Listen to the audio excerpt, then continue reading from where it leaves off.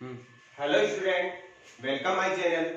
आज हम क्लास 10 की साइंस का फर्स्ट चैप्टर पढ़ेंगे, केमिकल रिएक्शन। ठीक है, तो आज का जो फर्स्ट चैप्टर है हमारी जो क्लास 10 का, उसका नाम है केमिकल रिएक्शन। ठीक है, और हिंदी में बोलते हैं इसको रासायनिक अभिक्रिया।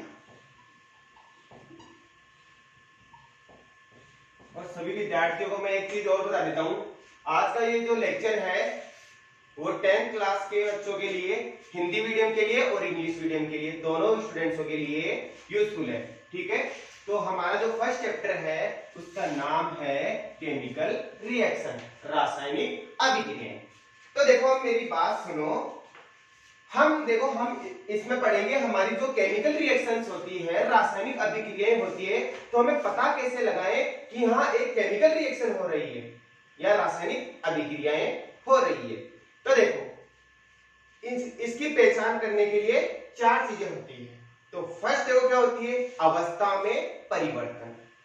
यदि कोई रिएक्शन हो रही है और उसमें हम ऐसा फील हो कि इसमें कोई अवस्था में परिवर्तन हो रहा है, इंग्लिश में बोले तो चेंज इन स्टेट। ठीक है, यदि आपको लगे कि अवस्था में कोई यहाँ अवस्था में परिवर्तन हो रहा है तो आपको समझना है क्या हो रहा है, केमिकल रिएक्शन। अब देखो सेकंड बात करते हैं, सेकंड पहचान है, सेकंड लक्षण है हमारे केमिकल रिएक्शंस की, रंग में परिवर्तन, चेंज इन कलर। यदि आपको कोई रंग में परिवर्तन दिखाई दे या कलर में परिवर्तन दिखाई दे तो आप क्या बोलोगे, यहाँ केमिकल रिएक्शन हो रही है। ठीक है, अब देखो थर्ड लक्षण की बात करते हैं, थर्ड प्रॉपर्टी की बात करते हैं कि हमें कैसे पता चले यहाँ के एक केमिकल रिएक्शन हो रही है। तो आपको जहां तापमान में परिवर्तन हो रहा है, क्या तापमान में परिवर्तन, चेंज इन टेम्परेचर, तो वो भी किसकी स्थिति है, किसकी प्रॉपर्टीज है, एक केमिकल रिएक्शन की प्रॉपर्टीज है। अब फोर्थ बात करते हैं, लास्ट, गैस का निष्कासन। फोर्थ पॉइंट क्या है, गैस का निष्कासन, रिलीज ऑफ गैस। जहां भी हमें गैस निकलती हुई नजर आए, जिस अभिक्रिया में भी हमें गैस निकलती हुई नजर आए, तो आप क्या समझोगे, यहाँ एक केमिकल रिएक्शन हो रही है। तो देखो हमारी जो केमिकल रिएक्शन होती है उनको पहचानने की चार प्रॉपर्टीज होती है, चार लक्षण होते हैं। फर्स्ट है हमारा अवस्था में परिवर्तन। ठीक है, फर्स्ट क्या है, अवस्था में परिवर्तन। देखो इसको इंग्लिश में बोलते हैं चेंज इन स्टेट। ठीक है, यहां तक बात समझ में आती है सभी को। अब देखो सेकंड वाली चीज देखते हैं, सेकंड क्या पॉइंट है, देखो सेकंड पॉइंट है रंग में परिवर्तन। रंग में परिवर्तन, जहां भी आपको रंग में परिवर्तन दिखाई दे, बोलने का मतलब जिस भी अभिक्रिया में आपको रंग में परिवर्तन दिखाई दे तो आप क्या बोलोगे, यहाँ एक केमिकल रिएक्शन। ओके, चलो इसे इंग्लिश में बोलते हैं चेंज इन कलर। ठीक है, अब देखो थर्ड पॉइंट की बात करो, थर्ड प्रॉपर्टी की बात करते, थर्ड लक्षण की बात करते केमिकल रिएक्शन की, गैस का निष्कासन। गैस का निष्कासन, ठीक है, गैस का निष्कासन, आगे बात समझ में। और इसे इंग्लिश में बोलते हैं रिलीज ऑफ गैस। ठीक है, जहां भी आपको गैस का निष्कासन नजर आए तो आप क्या देखो, क्या मानोगे, यहाँ एक केमिकल रिएक्शन है, रासायनिक अभिक्रिया है। चलो अब फोर्थ पॉइंट की बात करते हैं हम, जहां भी आपको ताप में परिवर्तन दिखाई दे तो क्या है, एक केमिकल रिएक्शन की प्रॉपर्टीज है, केमिकल रिएक्शन का लक्षण है। तो फोर्थ पॉइंट है ताप में परिवर्तन। ठीक है, ताप में परिवर्तन, बोले तो चेंज इन टेम्परेचर। ठीक है, चेंज इन टेम्परेचर। इतनी बात क्लियर है सभी को। मेरे बोलने का ये मतलब है, जो आपकी केमिकल रिएक्शंस होती है, रासायनिक अभिक्रियाएं होती है, उनकी हम आइडेंटिफिकेशन कैसे करें, यहाँ एक केमिकल रिएक्शन है तो उसकी चार प्रॉपर्टीज होती है, उसकी चार लक्षण होते हैं कि या तो आपको अवस्था में परिवर्तन दिखाई दे, मतलब चेंज इन स्टेट। सेकंड आपको है कि रंग में परिवर्तन, बोले तो चेंज इन कलर। ठीक है, यदि आपको दिखाई दे गैस का निष्कासन हो रहा है, रिलीज ऑफ गैस, ठीक है, या फिर आपको नजर आए ताप में परिवर्तन, चेंज इन टेम्परेचर। तो ये सारी प्रॉपर्टी किसकी है, सभी प्रॉपर्टी किसकी है, केमिकल रिएक्शन की, रासायनिक अभिक्रियाओं। इतनी बात क्लियर है? चलो ठीक है। अब हम बात करेंगे जो हमारी केमिकल रिएक्शंस होती है उनको कैसे परफॉर्म किया जाता है, कैसे लिखा जाता है। तो देखो उसकी बात करते हैं। अब हम देखेंगे जो हमारी केमिकल रिएक्शंस होती है उनको परफॉर्म किस तरीके से किया जाता है, कैसे उन्हें लिखा जाता है, किस मेथड में उन्हें लिखा जाता है।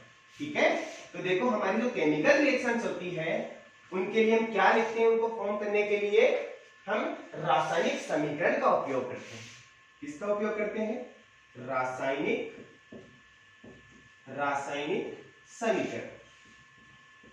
ठीक है, रासायनिक समीकरण, केमिकल इक्वेशन, किसका, इसे इंग्लिश में बोलते हैं केमिकल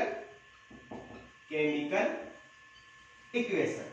ठीक है, अब देखो मेरे बोलने का ये मतलब है जब आप रासायनिक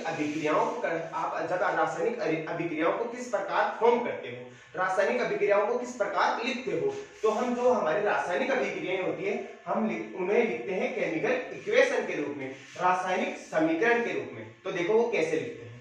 सबसे पहले एक एग्जांपल सुनो। जब आप किसी मैग्नीशियम के तार को जलाते हो, ठीक है, जब आप किसी मैग्नीशियम के तार को जलाते हो तो जलने के साथ वो जब पूरा जल जाता है तो उसका एक ऑक्साइड बनता है। क्या बनता है, ऑक्साइड। मेरे बोलने का ये मतलब है, देखो एक चीज और सुनो, आपको एक पॉइंट बताता हूं, सक्रिय ऊर्जा। वैसे ये आपका लेवल का नहीं है, 10th क्लास लेवल का, फिर भी सभी बच्चे इग्नोर भी कर सकते हैं इसको, लेकिन एक बार आपको मैं बता देता हूं कि आपकी जो सक्रियण ऊर्जा होती है वो क्या होती है। ठीक है, इसे बोलते हैं इंग्लिश में एक्टिवेशन एनर्जी।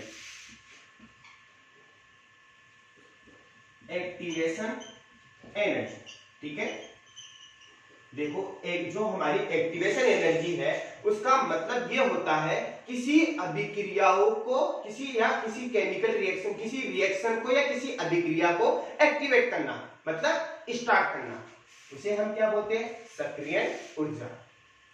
अरे मेरे बोलने का ये मतलब है किसी अभिक्रिया को आप एक्टिवेट करने के लिए, जब तक अभिक्रिया एक्टिवेट नहीं होगी तब तक वो आगे प्रोसेस नहीं करेगी। ठीक है, मतलब मेरे कहने का मतलब कि रिएक्टेंट से प्रोडक्ट नहीं बनाएगी, जब तक उसे हम एक्टिवेट नहीं करेंगे तब तक हमें नहीं मिलेगी, हमें प्रोडक्ट नहीं मिलेगा। तो जो सक्रियण ऊर्जा होती है, एक्टिवेशन एनर्जी होती है, उसका मतलब ये होता है कि आपकी जो अभिक्रिया है, रिएक्शन है, उसको स्टार्ट करना है, एक्टिवेट करने में जो हमें एनर्जी लगती है उसे बोलते हैं सक्रियण ऊर्जा। इतनी बात समझ में आई? तो देखो जब हम मैग्नीशियम को वायु की प्रेजेंस, वायु मतलब ऑक्सीजन, ठीक है, वायु में ऑक्सीजन होती है और हमारी कोई वस्तु जलती है तो उसके लिए ऑक्सीजन जरूरी है। तो जब हम मैग्नीशियम को वायु की उपस्थिति में अभिक्रिया करवाते हैं तो उससे क्या बनता है, मैग्नीशियम ऑक्साइड। तो देखो लिखो, जब हम मैग्नीशियम की अभिक्रिया हम वायु की प्रेजेंस, मेरे बोलने का मतलब है ऑक्सीजन, ठीक है, ऑक्सीजन से करवाते हैं, ऑक्सीजन से अभिक्रिया कराते हैं तो हमें मैग्नीशियम ऑक्साइड मिलता है। ठीक है, आ गई मेरी बात समझ?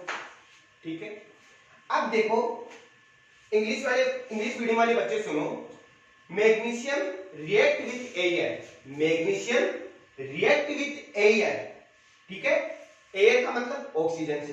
तो देखो जब मैग्नीशियम वायु से रिएक्ट करती है, मतलब जब आपकी मैग्नीशियम वायु से रिएक्ट करती है, वायु से रिएक्ट करने का मतलब ऑक्सीजन के साथ, तो टू फॉर्म मैग्नीशियम ऑक्साइड, ठीक है। Magnesium react with air to form magnesium oxide. तो जब हम मैग्नीशियम की अभिक्रिया वायु से करवाते हैं, मतलब ऑक्सीजन से करवाते हैं, तो हमें क्या मिलता है? मैग्नीशियम ऑक्साइड, ठीक है। तो इसे ही हम बोलते हैं केमिकल इक्वेशन। तो देखो कुछ वैज्ञानिक थे, उन्होंने इस चीज को देखा, तो उन्हें ये चीज देखकर बहुत अजीब लगा कि यार देखो ये इसे रासायनिक समीकरण का नाम तो दे दिया, केमिकल इक्वेशन का नाम तो दे दिया, लेकिन इतनी बड़ी बड़ी चीजें लिख दी उन्होंने कि देखने पर ही अजीब लगता है। तो जो नए वैज्ञानिक आए, उन्होंने क्या किया, जो हमारी केमिकल रिएक्शन थी, ये वाली जो केमिकल समीकरण था, जो हमारे केमिकल समीकरण था, उसको छोटे फॉर्म में तोड़ दिया, ठीक है। उस छोटे फॉर्म का नाम है शब्द समीकरण। तो देखो जो नए वैज्ञानिक आए, उन्होंने एक नई चीज दी, शब्द समीकरण। मेरे बोलने का ये मतलब है कि जो आपकी केमिकल इक्वेशन थी, जो मैग्नीशियम जब ऑक्सीजन के साथ रिएक्ट करता है और मैग्नीशियम ऑक्साइड बनाता है, उस चीज को ऐसे ना लिख के उसे शब्द समीकरण में बोले तो वर्ड इक्वेशन में, ठीक है। शब्द समीकरण का मतलब होता है इंग्लिश में वर्ड इक्वेशन, ठीक है। इतनी बात क्लियर है सभी को? आ गई बात समझ में? अब हम जो हमारी ये केमिकल इक्वेशन है इतनी बड़ी बड़ी वाली, उसको अब हम शब्द समीकरण में कैसे लिखेंगे वो चीज पढ़ेंगे, ठीक है। तो एक बार मैं इसको हटा देता हूं, यदि कोई स्क्रीनशॉट लेना चाहे तो ले सकता है। चलो ठीक है, इसको हटा देता हूं एक बार। अब हम पढ़ेंगे जो नए वैज्ञानिक आए, उन्होंने ये बताया कि शब्द समीकरण कैसे लिखते हैं, इसे शब्द समीकरण में कैसे लिखेंगे, तो वो चीज पढ़ेंगे।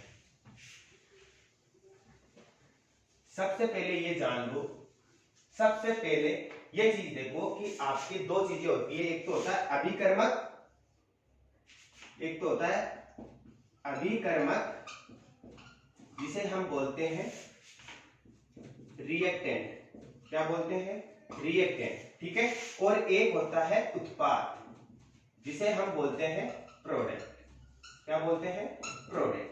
तो देखो सबसे पहले हम ये जानेंगे कि हमारे अभिकर्मक क्या होते हैं, मतलब रिएक्टेंट क्या होते हैं, उत्पाद क्या होता है, प्रोडक्ट क्या होता है। तो मेरी बात सुनो, जो रासायनिक अभिक्रिया में भाग लेते हैं उन्हें हम बोलते हैं अभिकर्मक। मेरे बोलने का ये मतलब है, जो लोग रासायनिक अभिक्रिया में भाग लेते हैं उन्हें क्या बोलते हैं? अभिकर्मक, रिएक्टेंट। देखो इंग्लिश में बोलते हैं how take part in a chemical reaction, उन्हें हम बोलते हैं रिएक्टेंट, ठीक है। तो देखो मैं इसको लिख देता हूं, रासायनिक अभिक्रिया में भाग लेने वाले, ठीक है। अब हम बात करते हैं उत्पाद की, प्रोडक्ट की। तो देखो मेरी बात सुनो, रासायनिक अभिक्रिया के फलस्वरूप या रासायनिक अभिक्रियाओं के दौरान बनने वाले को क्या बोलते हैं? उत्पाद, ठीक है। देखो फिर से सुनो, रासायनिक अभिक्रिया के दौरान बनने वाले को क्या बोलते हैं? उत्पाद, ठीक है। देखो इंग्लिश में सुनो, that are formed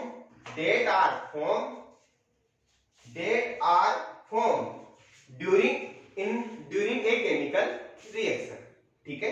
देखो फिर से सुनो, that are formed during a chemical reaction, उन्हें हम क्या बोलते हैं? प्रोडक्ट। इतनी बात क्लियर है? चलो ठीक है। अब पढ़ते हैं हम, जो हमने बताया, जो नियो वैज्ञानिक आए उन्होंने बताया कि इस जो आपकी केमिकल इक्वेशन है, जो वाली जो मैग्नीशियम ऑक्सीजन से अभिक्रिया करके मैग्नीशियम ऑक्साइड बनाती है, उसको शब्द समीकरण वर्ड इक्वेशन में कैसे लिखते हैं वो चीज पढ़ते हैं।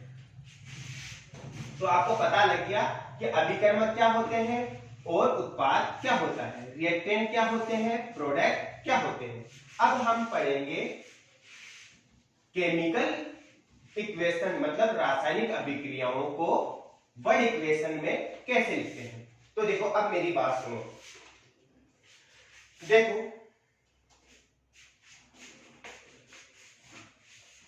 हमारे पास क्या क्या चीजें थी, एक तो था मैग्नीशियम, मैग्नीशियम, ठीक है, आगे बात सुनिए। और वो किससे अभिक्रिया कर रहा था, किससे रिएक्शन कर रहा था, ऑक्सीजन से, किससे, ऑक्सीजन से। और क्या बना रहा था, क्या बना रहा था, मैग्नीशियम ऑक्साइड, ठीक है, मैग्नीशियम ऑक्साइड।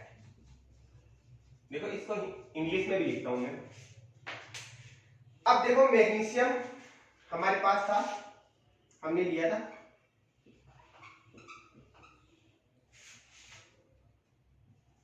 मैग्नीशियम और ऑक्सीजन, ठीक है, और उससे बना था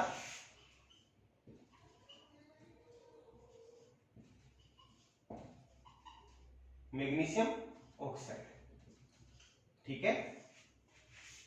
अब देखो ये क्या है, इन्हें क्या बोलेंगे हम, देखो ध्यान से देखो, जो अभिक्रिया में भाग ले रहे हैं, इधर इधर फोकस करो, जो अभिक्रिया में भाग ले रहे हैं उन्हें बोलते हैं अभिकर्मक, रिएक्टेंट, ठीक है। और जो अभिक्रियाओं के फलस्वरूप बन रहे हैं उन्हें क्या बोलते हैं, प्रोडक्ट, उत्पाद। और दो अभिकर्मक को अलग करने के लिए उनके बीच क्या लगाते हैं, प्लस चार्ज। और जो अभिकर्मक से बनते हैं अभिक्रिया के दौरान उन्हें कैसे अलग करते हैं, इस एरर के द्वारा, तीर के चिन्ह द्वारा, ठीक है। अब देखो ये दोनों हमारे लिए क्या है, अभिकर्मक, क्या है, अभिकर्मक। अरे अभिकर्मक उन्हें तो बोलते हैं जो अभिक्रिया के दौरान, जो अभिक्रिया के दौरान जो रासायनिक मतलब जो अभिक्रिया में भाग लेते हैं, रासायनिक अभिक्रिया में भाग लेते हैं, ठीक है। ये दोनों रासायनिक अभिक्रिया में भाग ले रहे हैं, ठीक है। और रासायनिक अभिक्रिया के दौरान या रासायनिक अभिक्रिया के फलस्वरूप जो बन रहे हैं उन्हें हम क्या बोलते हैं, प्रोडक्ट। तो जो हमारा मैग्नीशियम ऑक्साइड है वो क्या है, प्रोडक्ट, ठीक है। तो ये दोनों तो है हमारे अभिकर्मक, ठीक है, और ये क्या है, प्रोडक्ट, उत्पाद। इतनी बात क्लियर है सभी को, क्लियर है सभी को। अब देखो मेरी बात वापस से सुनो, मेरी बात वापस से ध्यान लगा के सुनो। पहले सबसे पहले वापस से सुनो, अभिकर्मक क्या होते हैं, उत्पाद क्या होते हैं, रिएक्टेंट क्या होते हैं और प्रोडक्ट क्या होते हैं। जो अभिक्रिया में भाग लेते हैं, जो रासायनिक अभिक्रिया में भाग लेते हैं, ठीक है, उन्हें बोलते हैं अभिकर्मक, रिएक्टेंट, ठीक है। इतनी बात क्लियर है। अब देखेंगे प्रोडक्ट क्या होता है, जो रासायनिक अभिक्रिया के दौरान, जो रासायनिक अभिक्रिया के दौरान बनते हैं उन्हें हम क्या बोलते हैं, प्रोडक्ट। तो देखो हमारी जो रासायनिक अभिक्रिया है वो इन दोनों के बीच तो हो रही है, उन्हें क्या बोलते हैं, अभिकर्मक, बोले तो रिएक्टेंट, ठीक है। और इन दोनों की रासायनिक अभिक्रिया के दौरान हमें क्या मिल रहा है, उत्पाद, प्रोडक्ट। तो ये क्या है, प्रोडक्ट, उत्पाद। इतनी बात क्लियर, चलो ठीक है।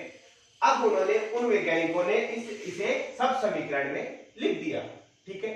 लेकिन फिर से नए वैज्ञानिक आए वापस से, तो उन्होंने इसे देखा, ठीक है, उन्होंने इसे देखा।